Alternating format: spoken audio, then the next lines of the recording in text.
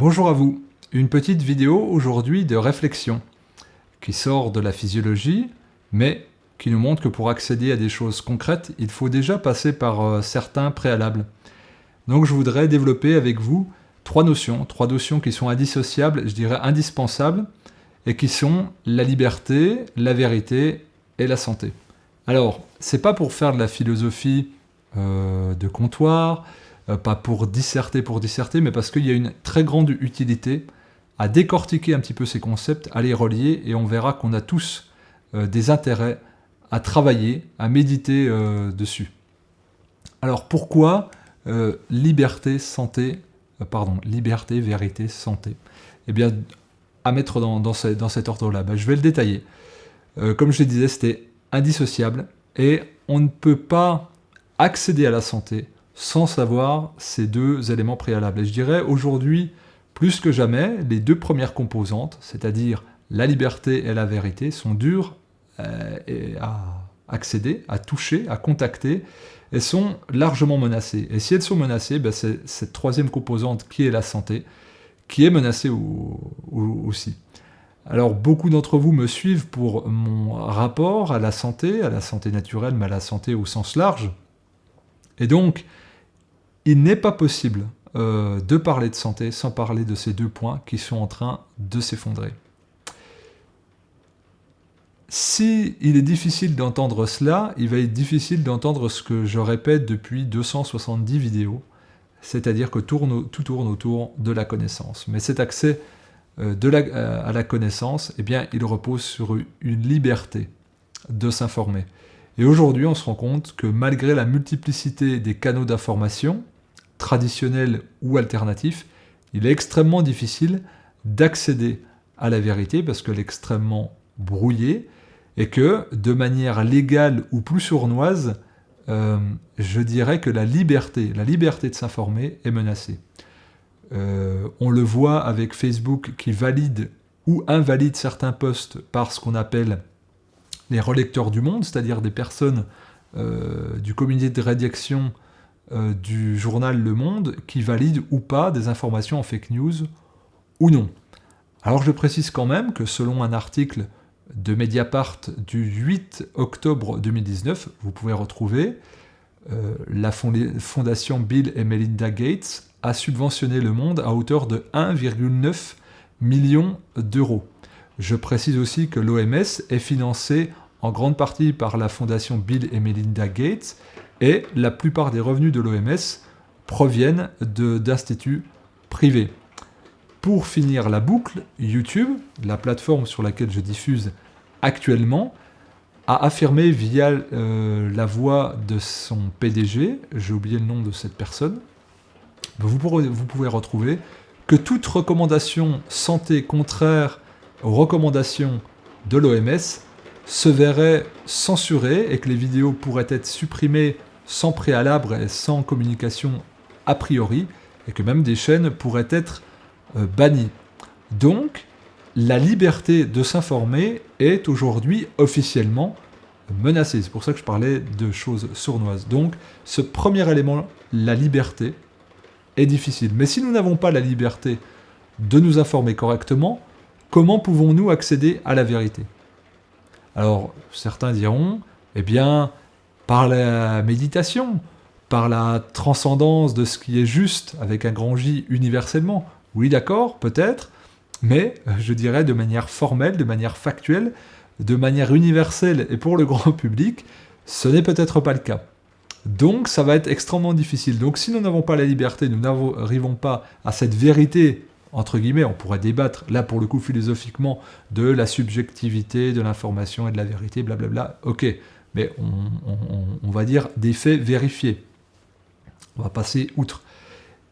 Et sans cette vérité-là, on ne pourra pas accéder à de bonnes informations de santé et on ne pourra pas l'exprimer. Et c'est là où je veux en venir. Dans ce temps-là, on nous demande officiellement de concéder de la liberté pour notre sécurité. Et qu'est-ce qu'on entend par sécurité? Eh bien, santé. Comment ne pas en faire un enjeu majeur? Il me paraît indécent de parler de santé sans parler de ces conditions. Et c'est pour ça que j'ai fait beaucoup de vidéos sur la qualité d'information, sur les notions de liberté individuelle. On me dit, mais tu sors de ton rôle de praticien de santé. Je ne pourrai plus exprimer mon rôle de praticien de santé, et il est déjà bridé. Il est déjà bridé, parce que je ne peux pas accéder à la liberté de communiquer. Et vous n'aurez pas la liberté d'accéder à des informations et vous faire une idée de ce qu'est la vérité ou votre vérité. C'est ça qu'il faut entendre. Et je reçois beaucoup de messages qui me disent « Mais tu sors de ton rôle de naturopathe. » Mais je suis un humain. Je suis un humain. Je suis ce qu'on appelle un éducateur de santé. Comment faire de la pédagogie et de l'éducation si je n'ai pas la liberté de faire des recherches, de compiler des informations, si je n'ai pas la liberté d'exprimer? C'est ça que vous devez comprendre. Et c'est la même chose pour vous. Vous êtes peut-être des parents, vous avez peut-être des amis, vous avez peut-être envie, peut-être que vous n'avez rien à faire de la santé. Moi, ça m'intéresse énormément. Et donc, j'imagine que si vous regardez cette vidéo et que vous êtes abonné à cette chaîne, vous aussi, mais c'est un enjeu majeur. Ces deux piliers que sont la liberté et la vérité, s'ils sont fragilisés, ce qui est largement le cas aujourd'hui, votre santé ne pourra pas convenir. Si vous n'êtes pas libre, comment pourrez-vous aspirer à la santé? Est-ce qu'on peut se moquer des concepts de liberté et de vérité au point d'accepter aveuglément un traçage des puces, des vaccins, etc., ou n'importe quelle médication que vous ne pourrez pas vérifier?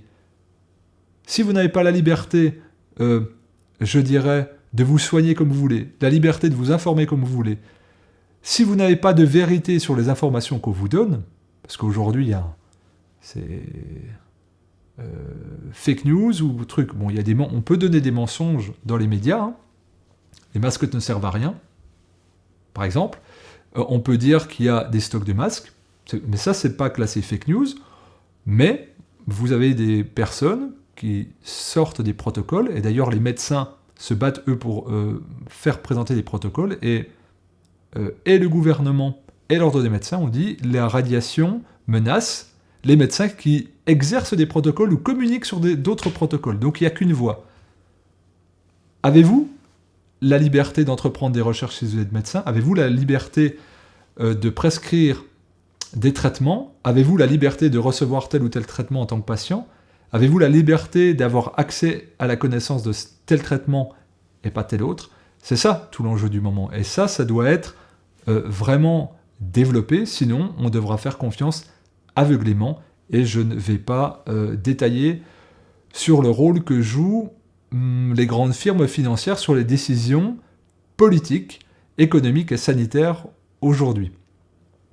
Si votre conception de la santé, c'est de faire confiance aux informations qui sont diffusées par les voies officielles ou uniquement par les journaux télévisés, très bien.